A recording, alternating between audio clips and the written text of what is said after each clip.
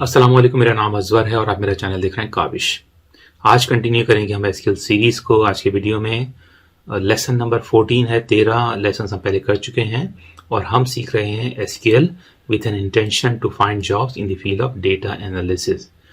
ठीक है, data analyst की जॉब या डेटा एनालिस्ट की फील्ड हमने रिसर्च की थी कि बहुत तेज़ी से इसके डिमांड में इजाफा होने वाला है पिछले कुछ सालों में, और ये ज़माना है डेटा असेस करने का, डेटा एनालाइज करने का, और बड़ी बड़ी कंपनीज के लिए डेटा बहुत अहम है और उसको डेटा एनालिसिस के लिए, अपना बिजनेस बढ़ाने के लिए डेटा एनालिस्ट के जो प्रोफेशनल्स हैं उनकी ज़रूरत है।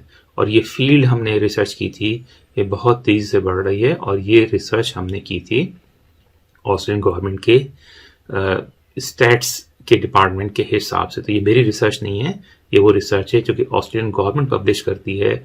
7-8 फील्ड्स हमने डिस्कस की थी, जिसमें से एक फील्ड है डेटा एनालिसिस की। और एसक्यूएल सीखना डेटा एनालिस्ट के लिए बहुत ज़रूरी है, क्योंकि आप डेटा से डील कर रहे होते हैं और डेटा को मैनिपुलेट करने के लिए, डेटा को सर्च करने के लिए, डेटा को एक्सट्रैक्ट करने के लिए एसक्यूएल का इस्तेमाल होता है। मोस्टली दुनिया में रिलेशनल डेटाबेसेस इस्तेमाल होते हैं। रिलेशनल डेटाबेसेस इस वक्त दुनिया में मौजूद हैं, उनके लिए, सब के लिए एसक्यूएल का कोई ना कोई फ्लेवर आपको आना चाहिए। तो कंटिन्यू करते हैं। माई एसक्यूएल वर्क बेंच को डबल क्लिक करके मैं ओपन कर लेता हूं और मैं डेटाबेस से कनेक्ट हो जाता हूं, जो कि डेटाबेस सर्वर हमारे पास इस लोकल कंप्यूटर में मौजूद है। आमतौर से ऐसा होता है जब आप किसी कंपनी में काम करते हैं कि डेटाबेस सर्वर अलग होता है, उसकी क्लाइंट एप्लीकेशन आपके लैपटॉप पे, आपके कंप्यूटर पे मौजूद होती है। लेकिन हमारे केस में ये दोनों चीज़ें एक ही कंप्यूटर पे इंस्टॉल हैं और ये लोकल होस्ट है, 3306 पोर्ट नंबर है। और डबल क्लिक करते हैं कनेक्ट करने के लिए डेटाबेस से, और ये हम कनेक्ट हो गए डेटाबेस से। इसमें डेटाबेस जो यूज़ कर रहे हैं वो है क्लासिक मॉडल्स का। और लास्ट लेसन जो कि लेसन नंबर 13 था, उसमें हमने डिस्टिंक्ट क्लॉज सीखी थी, कुछ स्टेटमेंट रन किए थे और देखा था कि इससे क्या फ़ायदा होता है, डेटा को आप यूनिकनेस कैसे तलाश कर सकते हैं डेटा में। ठीक है, तो मैं लिख देता हूँ लेसन नंबर 14 और इसमें हम कंटिन्यू करेंगे डिस्टिंक्ट क्लॉज को। और इसके अलावा जो मेन सब्जेक्ट है वो है एंड ऑपरेटर। ठीक है, तो देखेंगे कि एंड ऑपरेटर किस तरह से यूजफुल हो सकता है एसक्यूएल को यूज करते हुए डेटा एक्सट्रैक्ट करने में और अपनी मतलब का डेटा। जब आप डेटाबेस इस्तेमाल करते हैं तो उसमें मिलियंस ऑफ रिकॉर्ड्स हो सकते हैं, उसमें अपनी ज़रूरत का डेटा एक्सट्रैक्ट करना उस इंफॉर्मेशन के लिए जो कि आपको चाहिए बहुत ज़रूरी होता है। डेटा को लिमिट करने के लिए, बजाय सारा का सारा डेटा आपके सामने आए, आप डेटा को लिमिट करते हैं। जो अपनी मर्जी का डेटा देखना चाह रहे हैं वो आप देख सकते हैं। फॉर एग्जाम्पल, 1 मंथ का डेटा आप देखना चाह रहे हैं या 2 मंथ्स का डेटा देखना चाह रहे हैं, बजाय इसके कि पिछले 10 साल का डेटा आप देखें। ठीक है, कुछ एम्प्लॉयज़ आप देखना चाह रहे हैं जो कि ख़ास जगह पर नौकरी करते हैं, या उनकी कुछ सैलरी की कुछ रेंज है, इस सैलरी से लेकर इस सैलरी तक रेंज है उनकी, तो उसके लिए आपको ये एंड के डिस्टिंक्ट क्लॉज आपको चाहिए हो सकती है। ठीक है, फॉर एग्जांपल हमने ये रन किया था, मैं करता हूँ दोबारा से run, select asterisk from employees. ठीक है, सेलेक्ट एस्टरिस्क या सेलेक्ट स्टार या सेलेक्ट ऑल का मतलब ये है कि ये स्टेटमेंट आपको एम्प्लॉयज के टेबल से तमाम डेटा आपको दिखा देगा। ठीक है, चाहे वो 1 रॉ हो या 1 मिलियन रॉ हो, सारी नजर आ जाएंगी आपको। ठीक है, कंट्रोल करके एंटर करते हैं, ये हमारे पास लिस्ट आ गई है, एक नंबर ऑफ रॉज आ गई हैं और हम देख रहे हैं कि ये हमारे पास एम्प्लॉयज हैं, एम्प्लॉय नंबर है, उनका ऑफिस कोड, यानी किस ऑफिस में जॉब कर रहे हैं वो। ठीक है, और किसको रिपोर्ट कर रहे हैं उसका एम्प्लॉय नंबर भी है। ठीक है, for example employ number 1056 report कर रहा है एम्प्लॉय नंबर 102 को, और 102 जो है ये मर्फी डायन है और ये है प्रेसिडेंट जो कि किसी को रिपोर्ट नहीं करती। तो ये वाइस प्रेसिडेंट सेल्स हैं, ये वाइस प्रेसिडेंट सेल्स हैं, ये एम्प्लॉय रिपोर्ट कर रहा है 1056 को एम्प्लॉय नंबर। ठीक है, तो इसका है, ये आदमी रिपोर्ट कर रहा है इस एम्प्लॉय को जो कि वाइस प्रेसिडेंट सेल्स है। ठीक है, तो ये सेल्स मैनेजर है। ठीक, तो अब आपने इसमें से अपने से फॉर एग्जांपल हमें मालूम करना है कि हमारे पास office codes, distinct office codes कितने, यानी मालूम ये करना है कि हमारे पास टोटल नंबर ऑफ ऑफिस कितने हैं इस वक्त। ठीक है, तो मैं करता हूं इसमें एंटर और मैं कहूंगा select distinct office code from employees. ठीक है, आप नोट करें तो office code office code number 1 कई दफा मौजूद है, ऑफिस कोड नंबर 2 कई दफा मौजूद है। ठीक है, ऑफिस कोड नंबर 4 कई दफा मौजूद है, लेकिन हमारा मकसद इस वक्त सिर्फ ये है कि हम ये मालूम करें कि टोटल नंबर ऑफ ऑफिस हमारे पास कितने हैं। तो मैं करता हूं कंट्रोल एंटर और ये यूनिक ऑफिस हमारे पास आ गए। सिर्फ इसने एक दफा ऑफिस नंबर 1 एक दफा डिस्प्ले किया है, ऑफिस नंबर 2, तो हमारे पास 7 ऑफिस हैं। ठीक है, और ये मुख्तलिफ एम्प्लॉयज़ हैं इसमें और मुख्तलिफ ऑफिस कोड्स हैं, उनके मुख्तलिफ ऑफिस में काम कर रहे हैं। ठीक है, हम सिर्फ काउंट करना चाहते हैं कि टोटल ऑफिस कितने, तो ऑफिस कोड्स इसने दिखा दिए, हमें टोटल नंबर ऑफ ऑफिस दिखा दी। ठीक है, नेक्स्ट हम चाहते हैं कि सिर्फ हम काउंट कर लें कि टोटल नंबर ऑफ ऑफिस कितने हैं हमारे पास। तो मैं करता हूं select count distinct office code from employees. ठीक है, कंट्रोल करके एंटर किया, आप देखेंगे टोटल नंबर ऑफ ऑफिस हमारे पास 7 हैं इस वक्त। ठीक है, यानी कि 7 ऑफिस मौजूद हैं और ये इस तरह से आपने यहाँ पे डिस्टिंक्ट क्लॉज मुख्तलिफ तरीके से इस्तेमाल किए और यहाँ पे डिस्टिंक्ट क्लॉज आपने काउंट की जो एग्रीगेट फंक्शन है उसके साथ इस्तेमाल करके टोटल नंबर ऑफ ऑफिस आपने दिखा लिए। ठीक है, इसको हमने पहले वीडियो में सीखा था कि आप ये जो हेडिंग है ये it does not make any sense. ठीक है, तो हम इसको एलियास भी दे सकते हैं एज टोटल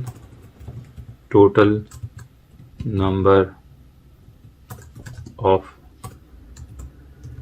ऑफिसेस। ठीक है, तो मैं इसको दोबारा से रन करता हूं, कंट्रोल करके एंटर करता हूं और आप देखें ये हेडिंग भी चेंज हुई है, दैट मेक्स सेंस। तो ये एलियास का भी मुझे याद पड़ता है कि हमने पिछले लेसन में सीखा था और हमने ये डिस्टिंक्ट क्लॉज जो है यूज किया इस दफा काउंट के एग्रीगेट फंक्शन के साथ। ठीक है, अब आ जाते हैं एंड ऑपरेटर की तरफ। ठीक है, तो एंड का मतलब होता है कि 2 कंडीशंस आप मिलाना चाह रहे हैं और हम इसके लिए यूज करेंगे कस्टमर्स का टेबल। ठीक है, एग्जाम्पल के लिए हम यूज करेंगे कस्टमर का टेबल। तो सेलेक्ट करके देख लेते हैं कि कस्टमर के टेबल में है क्या क्या, कौन कौन से कॉलम्स हैं। यहाँ पे मैंने कमांड टर्मिनेटर नहीं लगाया है, कमांड टर्मिनेटर सेमीकोलन कंट्रोल करके एंटर करता हूँ तो ये कस्टमर्स टेबल का तमाम डेटा मेरे सामने मौजूद हो गया। ठीक है, इसमें ये कस्टमर्स हैं हमारे, ये कस्टमर नंबर्स हैं और इनका contact, last name, first name, phone number वगैरह, address, city, country, postal code और स्टेट भी है कुछ सूरतों में स्टेट्स नल है, जैसे फ्रांस की स्टेट का नाम यहाँ पे नहीं दिया हुआ, लेकिन यूएसए की मोस्टली मैं देख रहा हूँ कि स्टेट्स दी हुई हैं, ऑस्ट्रेलिया की स्टेट दी हुई है। ठीक है जी, तो मैं एंड का ऑपरेटर आपको बता देता हूँ कि हम इन रोज को, इस एंड कंडीशन को यूज़ करते हुए सिर्फ उस कंट्रीज का डाटा देखना चाह रहे हैं। फॉर एग्जांपल हम यूएसए का डाटा देखना चाह रहे हैं। ठीक है, और यूएसए में सिर्फ हम स्टेट्स देखना चाहते हैं, कस्टमर्स हमारे एक खास स्टेट में। ठीक है, तो मैं करूँगा select customer name, country, state from customers. ठीक है, तो पहले ये काम करते हैं कि पहले हम ये देख लेते हैं कि सिर्फ बजाय तमाम कॉलम्स को हम ये सिर्फ 3 कॉलम्स देख लेते हैं। यहाँ पे मैंने एस्ट्रिक्स इस्तेमाल किया, नहीं तमाम कॉलम्स में देखना चाह रहा हूँ, तमाम रोज देखना चाह रहा हूँ, और यहाँ पे मैंने सिर्फ सेलेक्टेड कॉलम्स का नाम यूज किया है। ठीक है, कस्टमर नेम,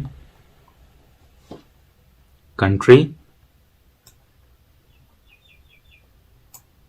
कस्टमर नेम का एक कॉलम मौजूद है, कंट्री मौजूद है, स्टेट मौजूद है।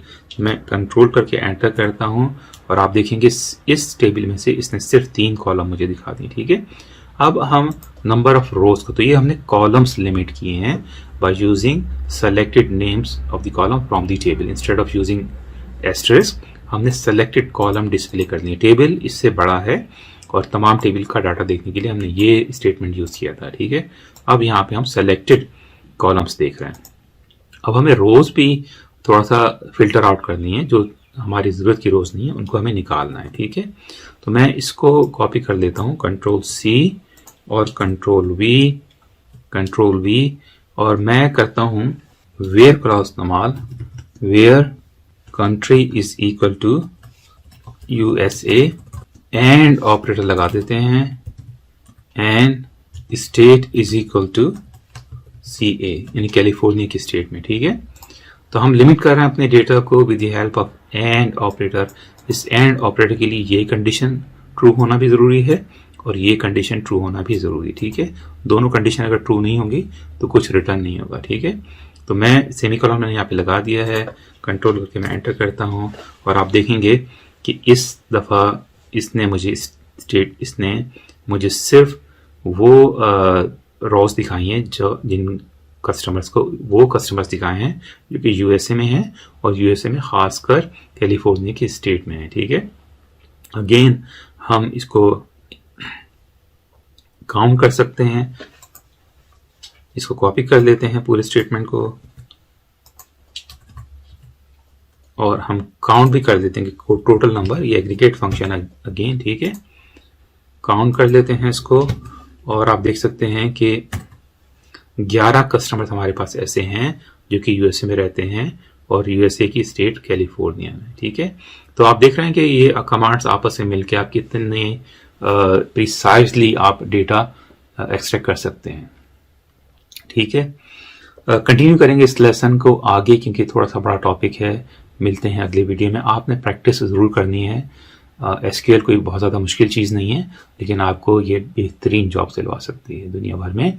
आप घर से बैठ के काम कर सकते हैं। मैं आपको बार बार कहता हूँ कि ये वक्त ऐसा आ रहा है और आ चुका है कि दुनिया भर से अगर आपको काम आता है, कंपनीज का मतलब ये होता है, कंपनीज का मेन पॉइंट ये होता है कि उनको अच्छे वर्कर्स मिले। ठीक है, और ये चीज़ें हर आदमी मेहनत नहीं कर पाता। तो अगर आप मेहनत कर सकते हैं तो आपको इंग्लैंड से जॉब मिल सकती हैं, आपको यूरोप से जॉब मिल सकती हैं, आपको अमेरिका से जॉब मिल सकती हैं पाकिस्तान में बैठे बैठे। और डॉलर में कमाना बड़ा ज़रूरी है पाकिस्तानियों के लिए। वो हजरात जो कि मुल्क से बाहर नहीं जा सकते, उनके लिए महंगाई का मुकाबला करने के लिए ये बहुत ज़रूरी है कि आप डॉलर में कमाने की कोशिश करें। और ये आईटी टेक्नोलॉजीज़ कुछ ऐसी हैं जिनकी मदद से आप डॉलर में कमा सकते हैं। अपना ख्याल रखें, ख़वातीन की रिस्पेक्ट करना सीखें, अपने कामों को दयानतदारी से करें और जिन कामों को दयानतदारी से किया जाए उसमें अल्लाह ताला बरकत ज़रूर देता है। मिलते हैं अगले वीडियो में। अल्लाह हाफ़िज़।